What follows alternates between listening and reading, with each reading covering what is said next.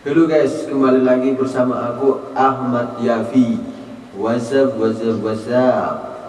So, di konten kali ini adalah konten yang menurutku spesial. Karena di konten ini aku bakalan menceritakan pengalaman hororku ketika mendaki gunung guys. Ya, bagi kalian yang takut buat dengerin, silakan skip video ini, lihat videoku yang lain atau lihat video yang lainnya, pokoknya di YouTube boleh ya. Pokok jangan lihat video ini bagi yang takut. Bagi kalian yang penasaran, aku saranin banget buat pakai headset biar pengalaman horornya tuh dapat banget gitu loh. So, sebelum aku bercerita di sini, buat kalian yang belum subscribe atau buat kalian yang baru mampir ke channel aku, silahkan subscribe dan jangan lupa like, komen di bawah sebanyak-banyaknya, dan jangan lupa juga share video ini ke semua media sosial kalian. Oke? Bantu aku guys.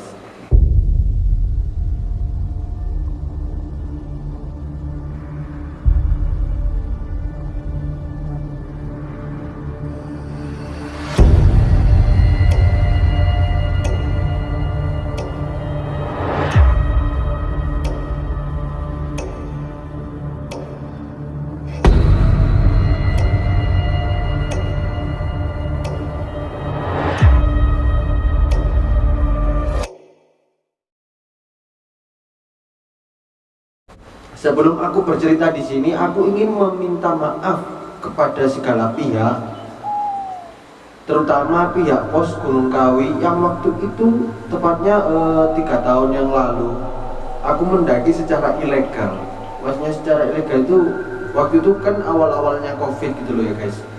Terus aku ini ya tetap melakukan pendakian gitu, jadi itu kan namanya ilegal, wis gak boleh tapi sih tetap ngeyel lah ya. Dan di sini aku menceritakan pengalamanku atau kisahku ketika mendaki Gunung Kawi tanpa ada tujuan lain. Tujuanku hanyalah sharing ke kalian semua, yang baik ambil dan yang buruk silahkan dibuang, jangan ditumpuk. Tanpa mengurangi rasa hormat segala pihak, cerita ini akan aku mulai. Oke, jadi kisah ini berawal ketika aku dan teman-temanku membuat keputusan untuk mendaki Gunung Kawi Malang, yang tepatnya berada di Wagir, tidak jauh dari rumah tempat tinggalku. Pada waktu itu, aku dan 5 temanku memutuskan untuk mendaki Gunung Kawi Malang. 5 diantaranya yaitu Rere, Salsa, Wahyu, Nanda, Jimmy, dan aku sendiri. Rencana awal kita berangkat 6 orang. Namun ketika sudah di harinya, satu temanku yang bernama Nanda ternyata berhalangan untuk ikut mendaki bersama kita. Di sini kita bingung dan bimbang. Tidak mungkin juga jika kita membatalkan rencana karena beberapa faktor juga. Salah satunya karena kita sudah mengeluarkan banyak uang untuk membeli logistik dan menyewa alat-alat gunung, karena pada waktu itu kita sendiri belum memiliki alat-alat gunung. Singkat cerita, pada hari Jumat setelah melakukan sholat Jumat, kita pun membulatkan tekad kita untuk tetap berangkat. Ya, walaupun di hati kecil kita banyak sekali keraguan gitu loh, kayak bimbang, ya apa enggak gitu. Tapi di situ kita oke lah, kita tetap berangkat. Akhirnya kita berangkat hanya berlima orang. Sedangkan pamali juga untuk mendaki gunung dengan jumlah ganjil.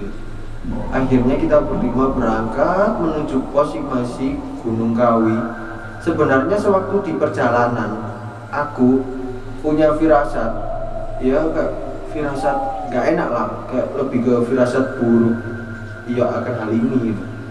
Namun di sini aku mencoba tetap untuk berpikir positif, supaya apa? Melawan rasa takutku itu. Jadi jika semakin kita takut, maka semakin apa ya, suasana kita itu juga semakin berantakan gitu. Akhirnya tibalah kita semua di posisi Gunung Kawi pada sekitar jam 1. Ketika kita akan membeli tiket, ternyata pendakian Gunung Kawi ditutup total karena pada waktu itu adalah awal-awal adanya COVID-19. Di sini pun kita ragu, ya lagi-lagi ragu lah, dan mulai berpikir bersama. Alhasil keputusan kita ialah tetap mendaki Gunung Kawi. Dan tidak lama kemudian kita bertemu dengan, ya sebut aja namanya Bapak Selamat, ini nama samaran. Beliau menyediakan rumahnya untuk menitipkan kendaraan kita. Lalu aku dan teman-teman segera kayak packing, terus berkemas-kemas lah, kasarnya bersiap-siap untuk mendaki, untuk melakukan perjalanan ke Gunung Kawi. Dengan tekad bismillah, kita pun memulai perjalanan mendaki Gunung Kawi pada jam 14.30 atau setengah 3. Sebenarnya ini kesorean, cuman banyaklah kendala atau halangan sewaktu kita akan mendaki Gunung Kawi ini. Awal-awal perjalanan kita sangat menikmati dan sangat bahagia karena kita semua akan berhasil meraih puncak Batu Tulis atau puncak tertinggi Gunung Kawi. Namun kenyataan telah mengalahkan ekspektasi. Kita berjalan pelan-pelan dan sangat menikmatinya. Pohon satu demi satu kita lewati. Namun anehnya sudah 2 jam kita jalan, kita tidak menemukan pos 1 Gunung Kawi. Ya, ini adalah keganjilan pertama yang kita rasakan. Di sini kita mesti berpikir positif dan melanjutkan perjalanan dengan harapan kita segera menemukan pos 1. Hari semakin petang dan kita tetap tidak menemukan pos 1 Gunung Kawi. Berjalan terus, tidak lama kemudian kita malah menemukan sebuah air terjun kecil kayak curug gitu. Padahal jalur asli seharusnya itu tidak melewati satupun air terjun. Namun kita tetap berjalan, ya karena kurangnya info kita dengan Gunung Kawi. Dan baru pertama kali kita semua mendaki di sini. Tidak lama kita berjalan, kita pun istirahat kayak di sebuah tanjakan. Di sini aku dan si Rere mendengar suara perempuan menangis. Nah, ini mulai gangguan kedua. Mendengar suara perempuan menangis dan tidak lama suara menangis itu menjadi ketawa. Kayak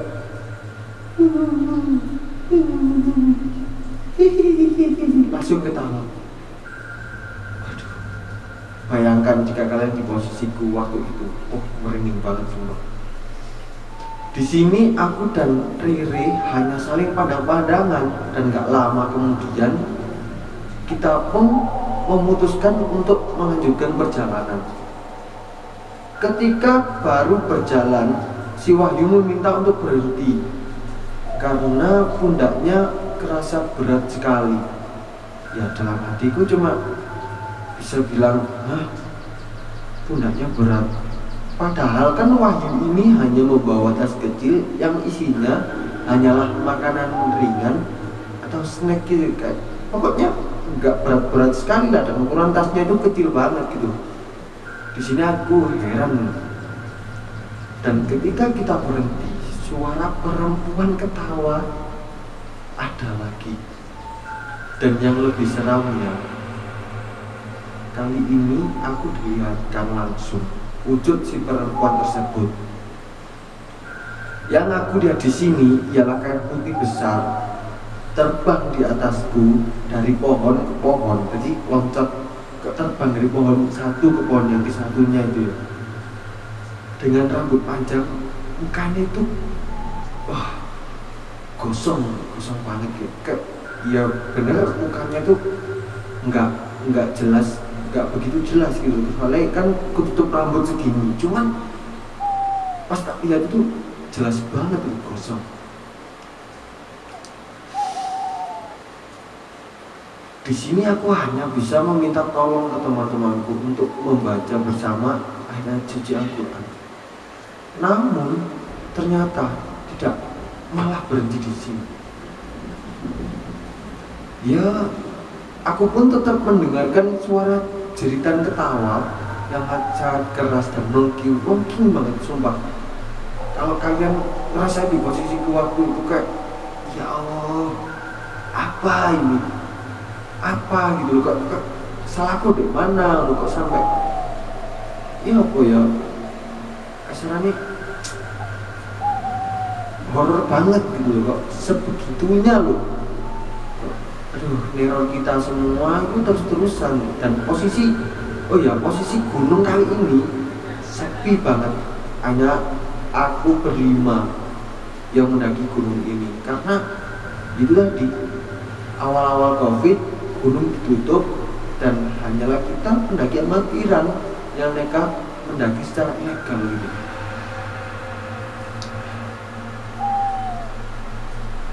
Alhasil aku dan teman-temanku memutuskan untuk putar balik arah, turun dan tidak melanjutkan perjalanan. Ya di sini karena kita sudah lama berjalan sampai gelap, sampai kira-kira habis maghrib lah, jam 7:30 kita tidak menemukan pos 1 Gunung Kawi. Akhirnya aku dan teman-temanku ini memutuskan untuk putar balik di arah untuk kembali pulang, turun. Ketika kita balik ke arah turun, kita ini kayak disesatkan lagi, karena kita pun tidak menemukan jalan awal itu. Jadi jalan yang tadi waktu berangkat kita lewati, waktu pulang ini gak menemukan jalan itu dulu. Kali ini itu jalannya semakin aneh dan curam. Kenapa aneh? Karena di sini tekstur tanahnya sangat sama persis dengan apa ya? Kalau aku nyebutnya itu kayak tanah kuburan. Tanahnya itu pas diinjak langsung turun gitu loh, kayak ambles terus gitu. Jadi kita jalan kaki kayak kaki kita itu kependam terus gitu, tenggelam. Turun kita pelan-pelan. Gak lama kita turun, samar-samar aku melihat sesosok nenek. Jadi gini, aku kan berada di barisan keempat dan Rere sebagai pemimpin kita di depan sendiri. Samar-samar kan posisinya gelap.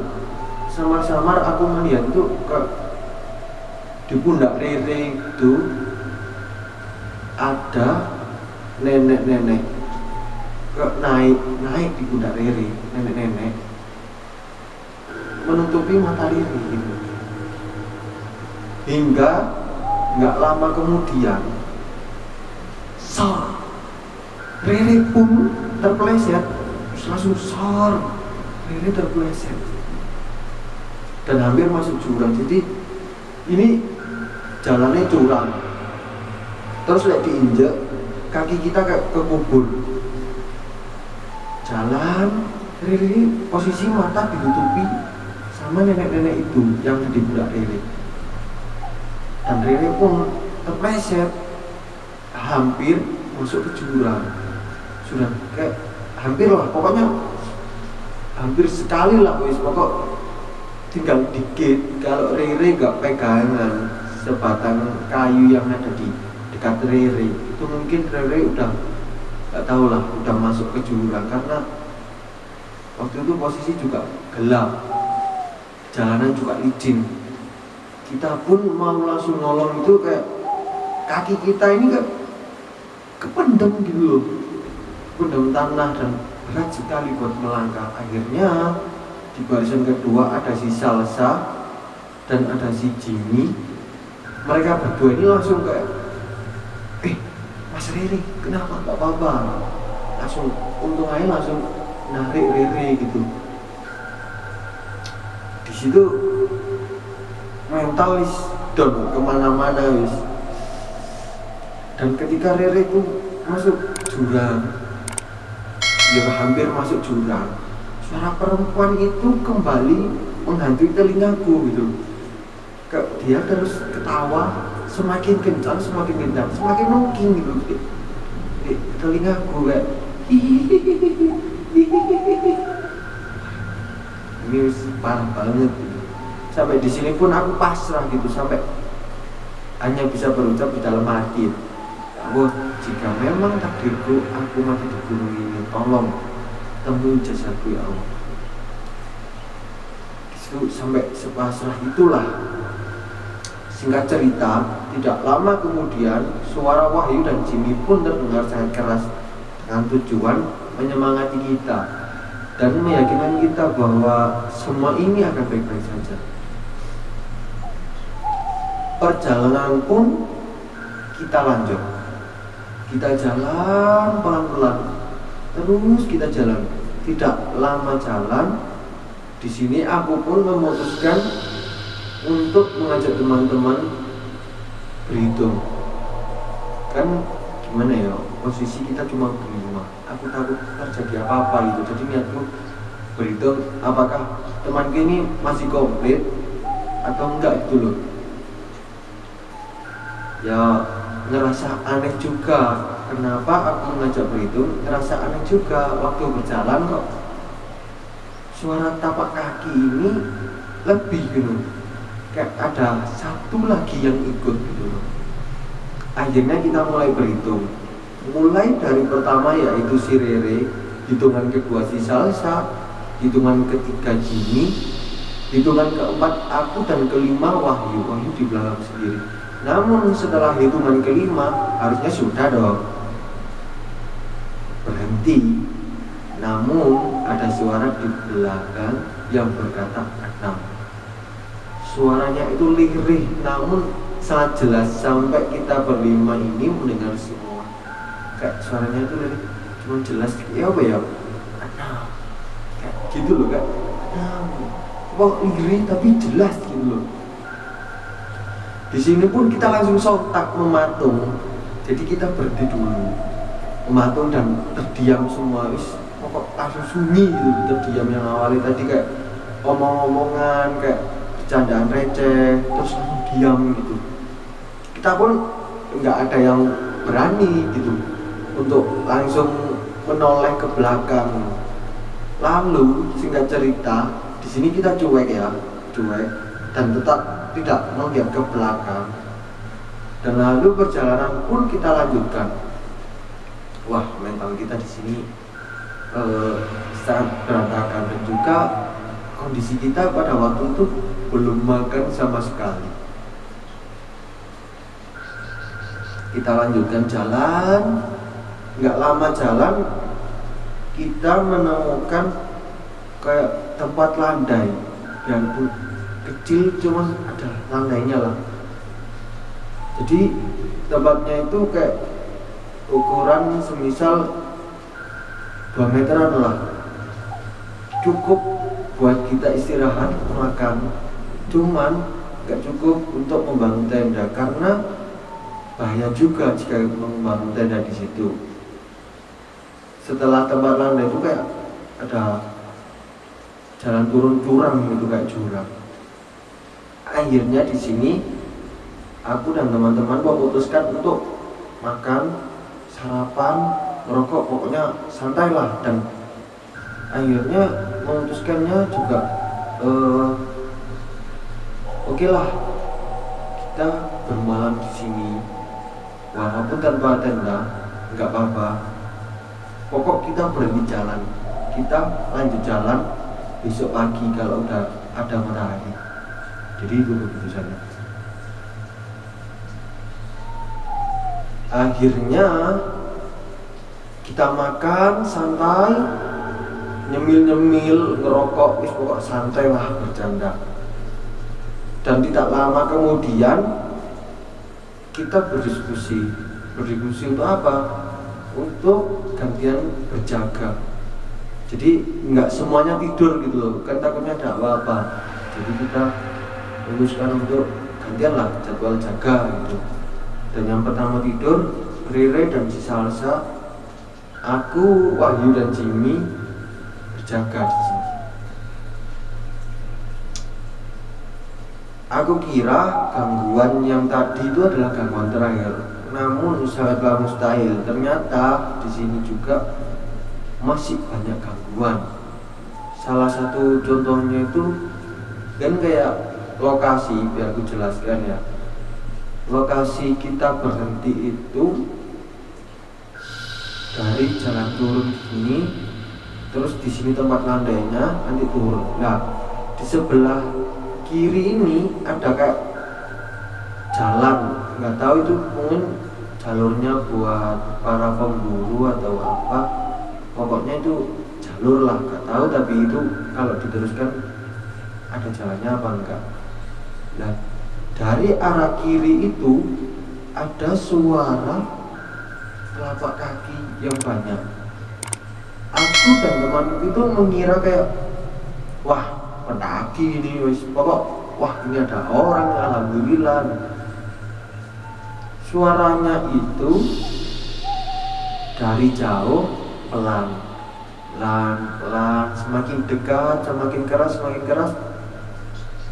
Dan setelah semakin keras, harusnya jika memang orang, harusnya ada wujudnya dong, ada orangnya. Namun di sini, ketika suara itu udah keras, suara itu kembali lagi jauh, kecil, sampai dekat, semakin dekat, semakin keras, berulang gitu terus. Waduh, beres.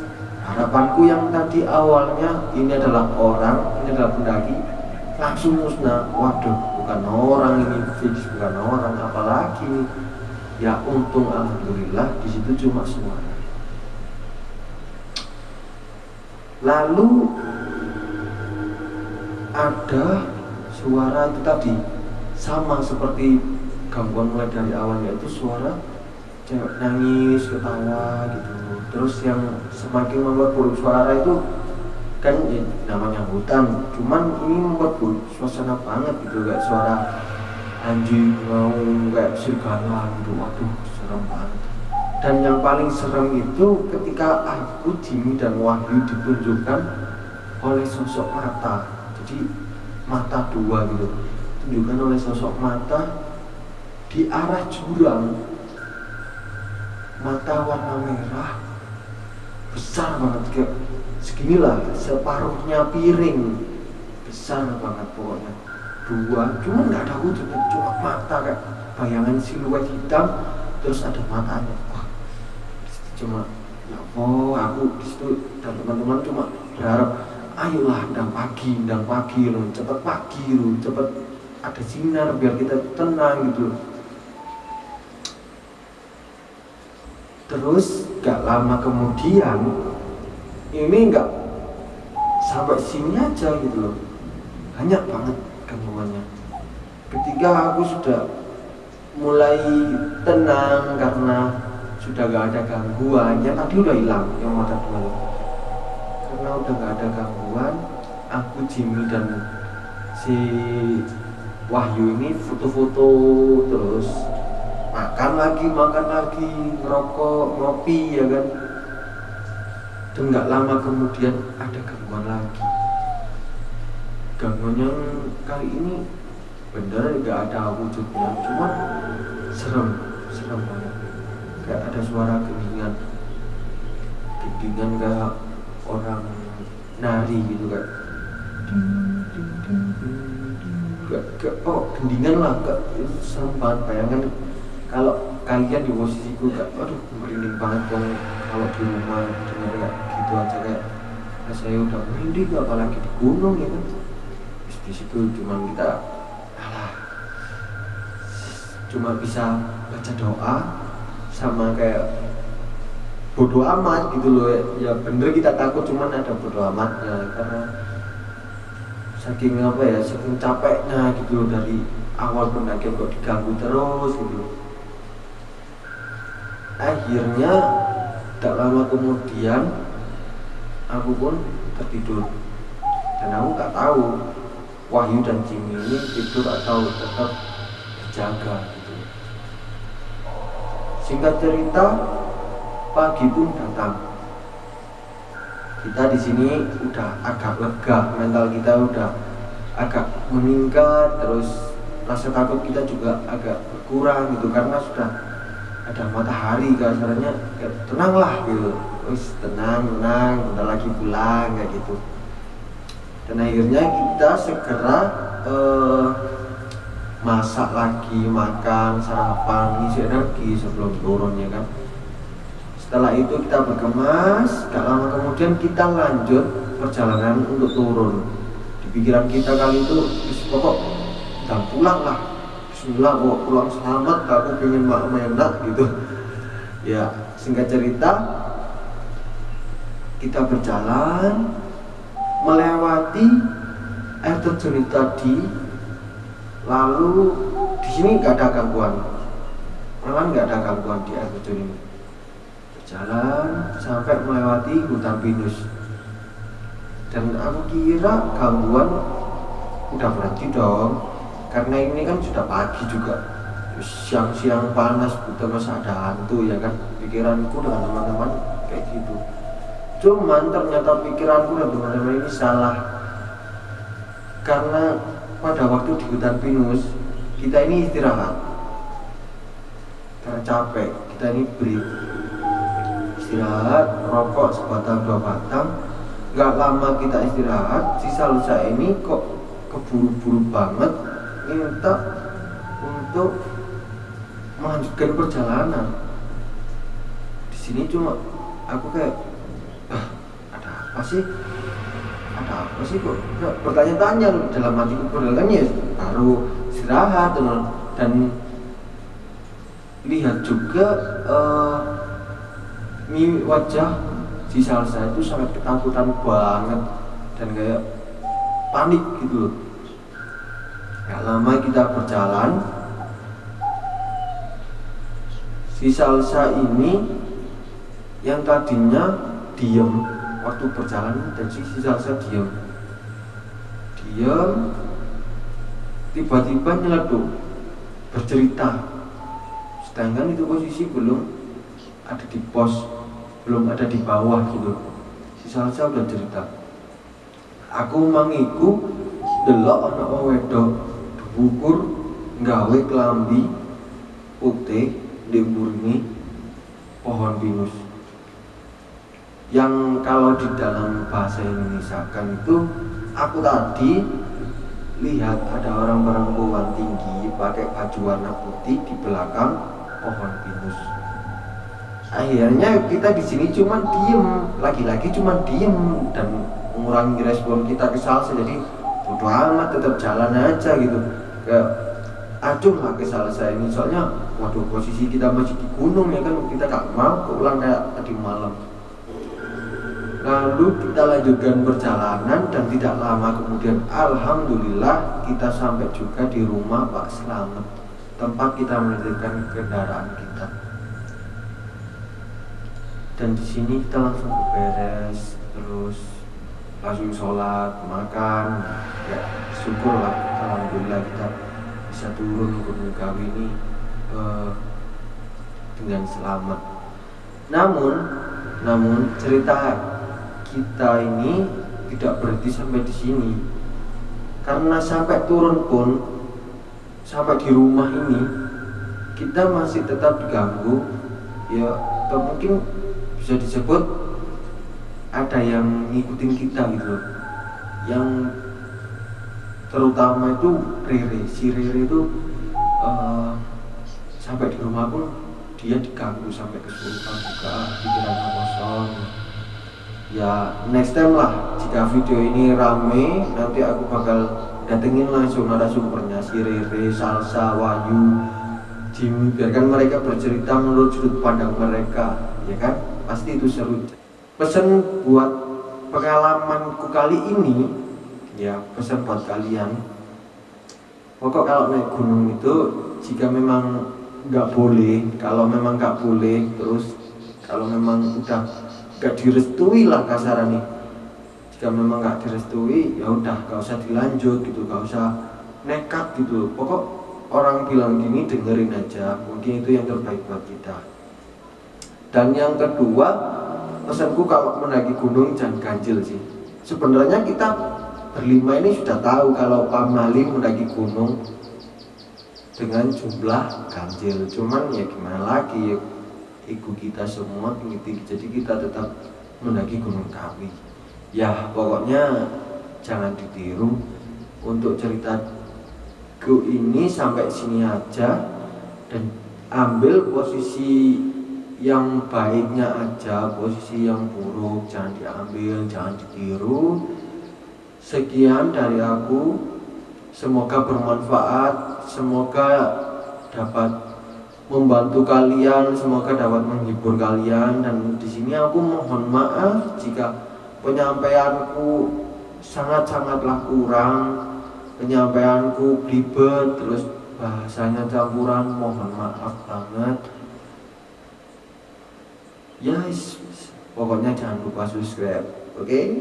Dengan kalian semua subscribe channel ini membuat aku semangat lah untuk membuat konten, terus lebih giat lagi, konsisten lagi. Oke? Sampai sini aja konten kali ini dan cerita kali ini. Kurang lebihnya aku mohon maaf.